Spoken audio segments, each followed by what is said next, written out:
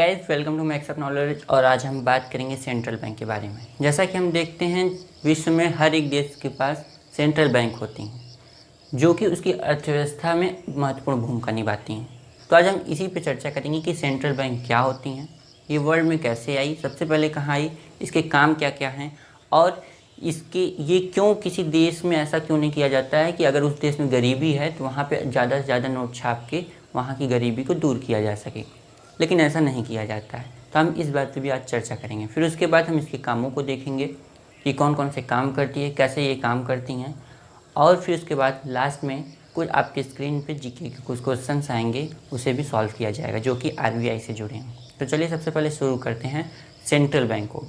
Central bank world में सबसे पहले बैंक ऑफ इंग्लैंड की स्थापना समय जब हुआ 1884 में, तब इसको ये अधिकार दिया गया कि आप नोट निर्गमन का कार्य करेंगे, यानी कि जो नोट वहाँ से निर्गमन करने का काम जो होगा आरबीआई को ही दे दिया गया वर्ल्ड में कि आप नोट निर्गमन का काम करेंगे। उस समय इसका केवल एक ही उद्देश्य था जो कि 1884 में स्थापित किया गया था।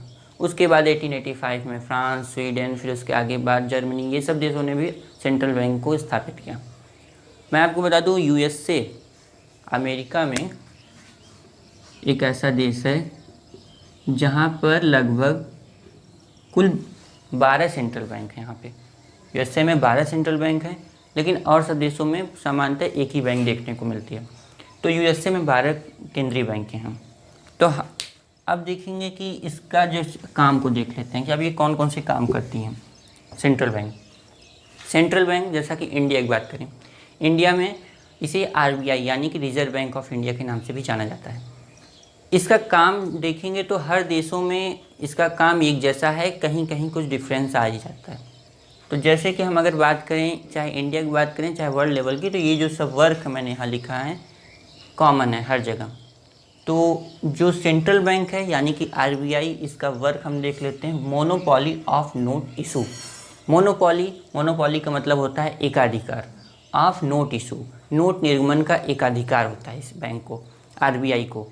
तो मोनोपॉली का मतलब है एकाधिकार। जैसे आप बाज़ार में हैं, कोई एक सामान ऐसी सामान है जो कि बाज़ार भर में कोई एक ही ऐसा उत्पादक है, ऐसी दुकान है, फार्म है जो उस सामान का उत्पादन करती है।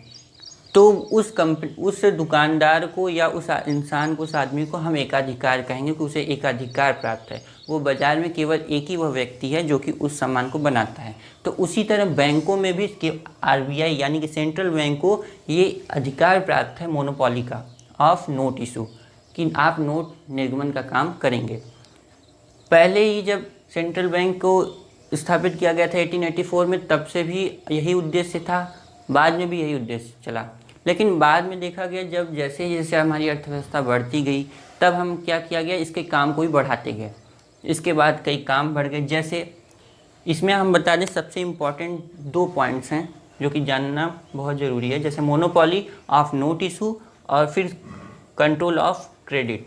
2 इसके बहुत इंपॉर्टेंट वर्क है। इसके अलावा भी कुछ ये वर्क करती हैं। जैसे पहले हम मोनोपॉली ऑफ नोट इशू को मैंने बताया। आप देखते हैं banker, agent, adviser of government. ये बैंकर होती है गवर्नमेंट की, जो भी सेंट्रल गवर्नमेंट हैं उनका ये बैंकर होती हैं। सरकार को किसी भी प्रकार की लेन देन करना होगा, यहाँ पर ये लेन देन करना है, हिसाब किताब जितनी भी वो है सब बैंक रहेगी, और समय समय पर उसको नोटिस सरकार को भेजती रहेगी कि आपको यहाँ इतना खर्च करना है, आपने यहाँ खर्च किया है, ये सब बात, इनकम आप कितनी हुई है, ये सब बात वो बार बार सरकार को बताती रहती है। तो इस वजह से वो क्या है, इसकी बैंकर है। किसी बैंक, जैसे हमारी बैंक, इस कमर्शियल बैंक के जो भी हैं, हम अपने बैंक के पास जाते हैं, वो हमें बताती हैं कि ये ऐसे काम करना है। तो सरकार को जब इस चीज़ की ज़रूरत पड़ती है तो वो जाती है आरबीआई के पास। आरबीआई क्या है, उसकी बैंकर है वो किसी भी प्रकार का परामर्श हुआ, कोई भी एडवाइस देना हुआ तो वो सरकार को देगी, तो इसलिए वो बैंकर हो गई। एजेंट सरकार के किसी भी तरह का प्रतिनिधि करना हुआ, चाहे वो राष्ट्रीय हो चाहे अंतर्राष्ट्रीय हो, वहाँ जाएगी आरबीआई ही उसका प्रतिनिधि करेगी। चाहे वो आप कोई आर्थिक नीति ला रहे हैं, कोई औद्योगिक नीति, व्यापारिक नीति, तो उसमें आरबीआई क्या करती है, बढ़ चढ़ के उसमें हिस्सा लेती है, सरकार के वो एजेंट के रूप में काम करती है। फिर उसके बाद एडवाइज़र ऑफ गवर्नमेंट कोई भी सलाह देना हुआ कि कोई नीति आप लाए हैं तो इसको इस एरिया में ही लगाएं, किसी दूसरे एरिया में ना लगाएं, या ये नीति आई है तो पूरे देश में लागू होगी। तो ये सब काम एडवाइस करती है आरबीआई। इसके अलावा अगर हम बात करें टैक्स या लोन की, तो जो टैक्स होता है ये भी सरकार को जाता है और लोन भी सरकार को जाता है, और सरकार लोन लेती भी है, खुद के ऊपर अपने अकाउंट के ऊपर लोन लेती है। तो जब सरकार लोन लेती है तब पर भी उस समय तो सरकार को लोन मिल जाता है, लेकिन बीच बीच में क्या करती है आरबीआई, उसको सूचित करती रहती है, नोटिस भेजती रहती है कि अब आपका लोन का डेट जो दिया गया है, काल जो उसका था वो पूरा हो गया है। तो वो कहती है आप इसका भुगतान करना होगा इसका, तो वो ये सब नोटिस भी देती रहती है। टैक्स से वो बताती रहती है कि हमें कितना टैक्स से इनकम प्राप्त हुई, कितना हमें टैक्स से ही, उसका मेन इनकम का रिसोर्स क्या है, टैक्स ही है। तो टैक्स से बताती रहती है कि आपको कितना टैक्स प्राप्त हुआ, कितना इनकम हुआ, आपको कितना यहाँ से व्यय करना है। तो ये सब बात क्या करती है आरबीआई सरकार को बताती रहती है। तो इनकम टैक्स और जैसे लोन हो गया, तो ये सब बातों को हम इसके काम के इस अंतर्गत आती हैं, एडवाइजर ऑफ गवर्नमेंट, एजेंट और बैंकर। फिर उसके बाद आता है बैंकर्स बैंक। आरबीआई का तीसरा काम है बैंकर्स बैंक। बैंकर्स बैंक का मतलब है कि जैसे हमारी बैंक जो सामान्य बैंक हैं, हमारी वो बैंक हैं, तो उन बैंकों की भी बैंक होती है जो कि आरबीआई है। आरबीआई क्या है, बैंकों की सरताज है, मुखिया है। हम बैंक के पास जाते हैं, सामान्य बैंक के पास, और वो बैंक भी जाती हैं आरबीआई के पास, क्योंकि आरबीआई उनकी भी बैंक है। तो इसलिए बैंकों की भी बैंक होती है वो आरबीआई रहती है, यानी कि सेंट्रल बैंक। फिर उसके बाद हम करते हैं इसे चौथे काम को, lender of last resort. Lender of last resort, इसका मतलब ये है अंतिम ऋणदाता। अंतिम ऋणदाता, हम किसी को जब हमें लोन चाहिए होता है तो हम अगल बगल खोजते हैं, जब नहीं मिलता या किसी और कारण से तो हम बैंक के पास जाते हैं। तो बैंक बड़े खुश होकर दे देती है बैंक को, क्योंकि उसमें फ़ायदा है। तो वो कहती है कि आओ कर्जदार बनो, आओ कर्जदार बनो, ले जाओ जितना मन हो उतना लोन ले जाओ। तो हम बैंक के पास जाते हैं। लेकिन जब बैंक की भी कोर्स जो है वो कम पड़ जाती है किसी कारण से, तो वो क्या करती है, जब लोन लेना पड़ता है तो वो आरबीआई के पास जाती है, यानी कि सेंट्रल बैंक के पास। तब वो सेंट्रल बैंक के पास जाती है, तब वहाँ से वो ऋण लेती है। सेंट्रल बैंक उसे एक ब्याज के दर पे उसे लोन दे देती है। तो फिर उसके बाद जब लोन देने के बाद फिर अब इसका काम अगला देखते हैं, पांचवा इसका काम है कंट्रोल ऑफ क्रेडिट, जो कि बहुत ही इंपॉर्टेंट है। ये एक अलग ही चैप्टर है, अलग ही टॉपिक है, लेकिन मैं इसकी कुछ बताने की कोशिश करूँगा इसी में वीडियो में। तो control of credit, control of credit का मतलब साख का नियंत्रण। साख का नियंत्रण आप तब समझेंगे जब आप साख समझ जाएंगे। तो सब चलिए देखते हैं साख क्या होता है। साख एक तरह से लोन होता है, लोन को ही साख बोलते हैं। अब देखिए कैसे लोन को साख बोलते हैं। इसको बनाता कौन है, कमर्शियल बैंकें। जो सामान्य बैंक हैं ये बनाती हैं, लोन देती हैं, साख का निर्माण करती हैं। जो ऋण देती हैं, जो कमर्शियल, जैसे मान लीजिए कोई बैंक है, ये कोई बैंक है, यहाँ पर जनता गई लोन लेने के लिए, तो ये तो खुशी से लोन दे देगी। जैसे सबसे पहले कोई ए व्यक्ति है, ये यहाँ गया 100 रुपये जमा किया बैंक में, ये व्यक्ति 100 रुपये यहाँ जमा किया।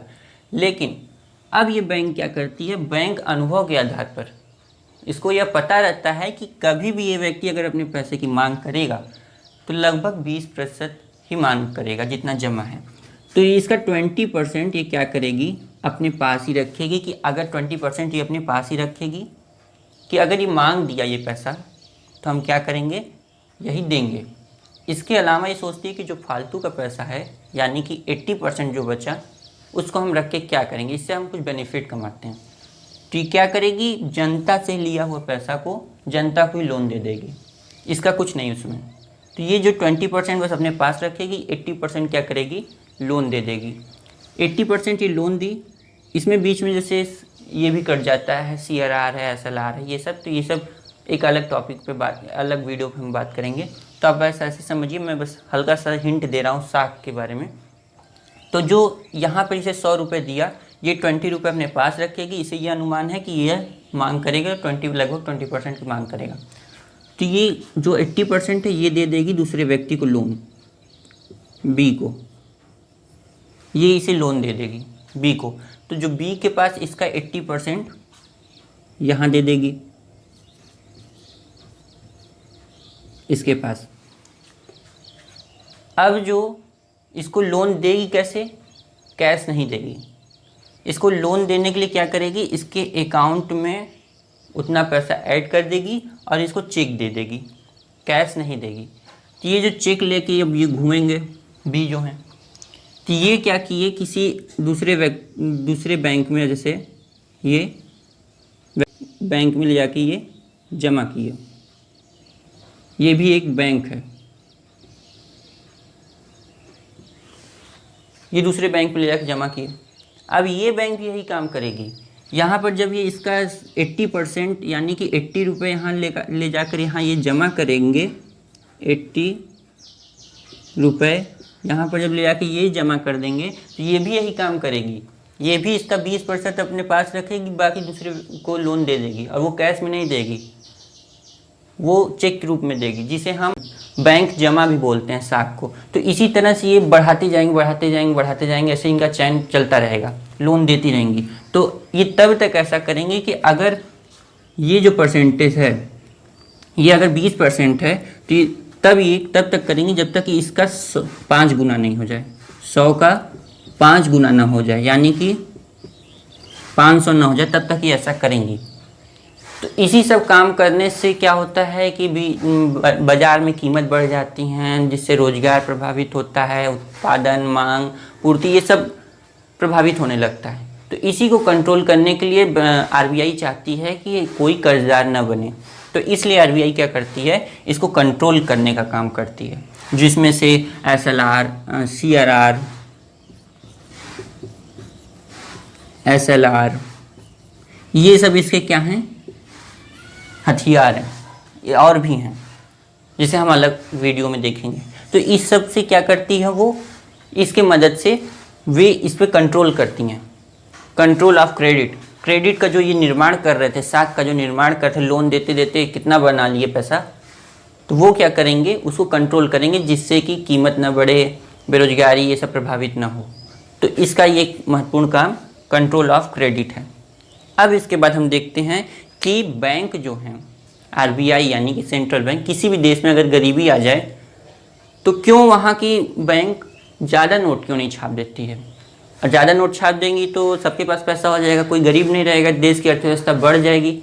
लेकिन ऐसा नहीं है। तो उसके लिए हम सबसे पहले बता दें, चलिए देखते हैं उसको क्या करना है। जैसे मान लीजिए ये आरबीआई है,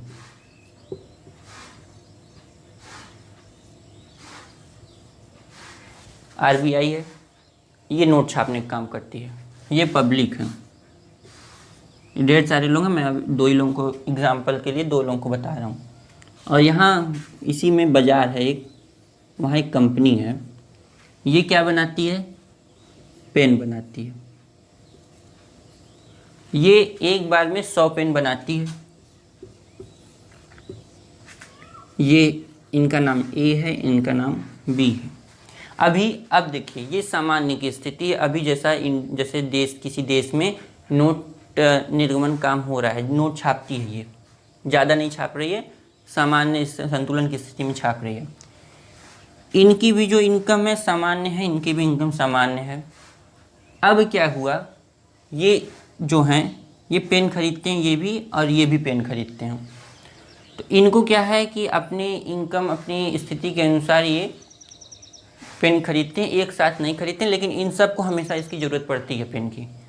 तो ये क्या हुआ कि कभी गए यहाँ से 1-2 पेन ले लिए, 1 या 2 पेन ले लिए, तो ये भी कभी गए यहाँ से बाज़ार में, यहाँ पे 1-2 पेन ये भी ले लिए अपने पैसे के अनुसार।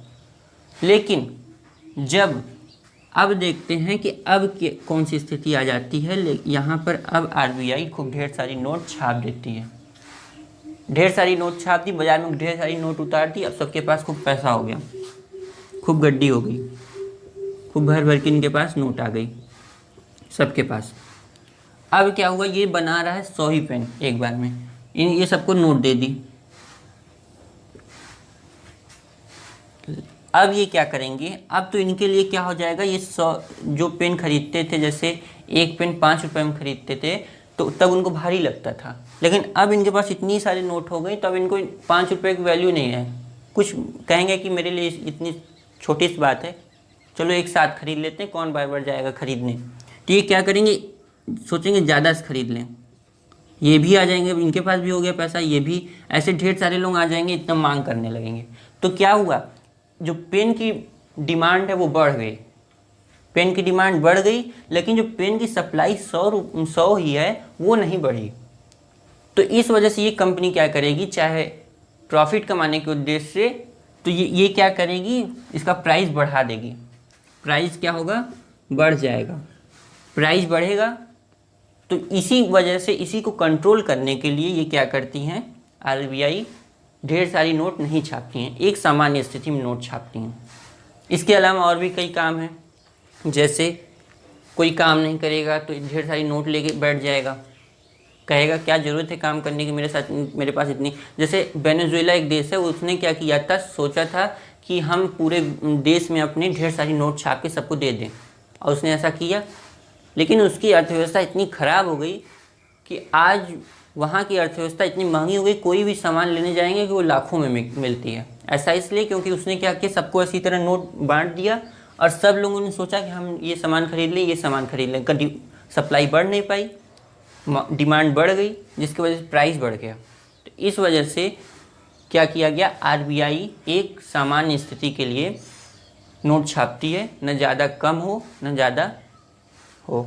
तो ये हमने देखा कि आरबीआई का क्या क्या काम है, सेंट्रल बैंक का क्या क्या काम है, जिसमें हमने monopoly of note issue, banker agent, advice of government, bankers bank, lender of last resort, control of credit, और हमने देखा कि क्यों ज़्यादा बैंक नोट नहीं छाप देती। अब इसके बाद हम देखते हैं आरबीआई से जुड़े कुछ क्वेश्चन जो कि अक्सर एग्जाम्स में आते रहते हैं, जो कि जीके से रिलेटेड है।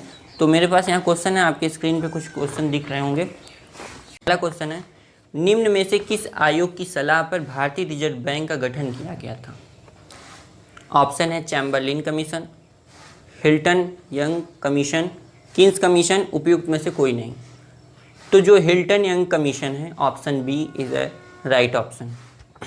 नेक्स्ट क्वेश्चन, निम्नलिखित में से कौन आरबीआई का कार्य नहीं है? अभी कार्य हमने जाना, तो अभी ऑप्शन देखते हैं। बैंकों का बैंक, क्रेडिट नियंत्रक, विदेशी मुद्रा को रखने वाला, डी कृषि विकास के लिए किसानों को प्रत्यक्ष रूप से धन आवंटित करना। तो अभी हम यहाँ क्वेश्चन पूछा आरबीआई का कार्य नहीं है, तो अभी हमने देखा कि बैंकों का बैंक है, ये क्रेडिट नियंत्रित करता है, विदेशी मुद्रा को रखना है, जो कि अभी वो भी एक महत्वपूर्ण काम है, विदेशी मुद्रा को रखने वाला का काम भी आरबीआई करती है। तो डी ऑप्शन है कृषि विकास के लिए किसानों को प्रत्यक्ष रूप से धन आवंटित करना, कृषि विकास के लिए। तो ये ऑप्शन डी है, ये इसका राइट ऑप्शन है, ये इसका काम नहीं है। ये कैसे प्रत्यक्ष रूप से काम नहीं करती है, इनडायरेक्टली करती है, डायरेक्टली नहीं करती है। कैसे, ये क्या करती है, नाबार्ड को आवंटित करती है विकास के लिए, धन आवंटित नाबार्ड को करती है। नाबार्ड क्या करती है, कमर्शियल बैंकों को करती है। तब कमर्शियल बैंकें क्या करती हैं, कृषि विकास के लिए धन आवंटित करती हैं। तो आरबीआई डायरेक्टली नहीं करती। यहाँ क्वेश्चन पूछा है कौन सा, ये कृषि विकास के लिए किसानों को प्रत्यक्ष रूप से धन आवंटित करना, तो प्रत्यक्ष रूप से नहीं करती है, अप्रत्यक्ष रूप से करती है। तो option D is right option. फिर है थर्ड क्वेश्चन, आरबीआई का राष्ट्रीयकरण कब किया गया? 1949। तो ऑप्शन देख लेते हैं, 1935, 1949, 1929, 1914। तो option B 1949 is a right option. फिर क्वेश्चन नंबर 4 है, भारतीय रिजर्व बैंक के पहले भारतीय मूल के गवर्नर कौन थे? Option A Osborne Smith, option B C Rajagopalachari, C L K Jha, D C D Deshmukh. तो option D C D Deshmukh जो थे भारतीय मूल के गवर्नर थे, पहले गवर्नर थे ये। क्वेश्चन नंबर 5, भारत में सिक्कों की ढलाई का काम कौन करता है? ये क्वेश्चन बहुत इंपॉर्टेंट है कि भारत में सिक्कों की ढलाई का काम कौन करता है। तो ऑप्शन है वित्त मंत्रालय, बी भारतीय रिजर्व बैंक, सी प्रधानमंत्री कार्यालय, डी नाबार्ड। तो ऑप्शन ए वित्त मंत्रालय जो है, सिक्कों की ढलाई का काम वित्त मंत्रालय करता है। तो ये थे आज के हमारे क्वेश्चंस जो कि आरबीआई से जुड़े थे। आई होप कि आपको ये आरबीआई यानी कि सेंट्रल बैंक अच्छे से समझ में आई होगी, इसके काम को, ये क्यों ढेर सारी नोटों को नहीं छापती, और इससे जुड़े कुछ क्वेश्चन को हमने देखा। तो अगर ये वीडियो अच्छी लगी तो इसे लाइक कीजिए, शेयर कीजिए, चैनल पर नए हैं तो सब्सक्राइब कीजिए। अगले वीडियो में हम देखेंगे कि कैसे किसी देश की जीडीपी निकाली जाती है। अक्सर हम देखते हैं अर्थव्यवस्था में कि किसी देश की जीडीपी बहुत बढ़ गई, जीडीपी बहुत गिर गई। तो इसी सब बातों पर चर्चा करेंगे कि जीडीपी कैसे किसी देश की जीडीपी निकाली जाती है और क्या होती हैं। तब तक के लिए जय हिंद।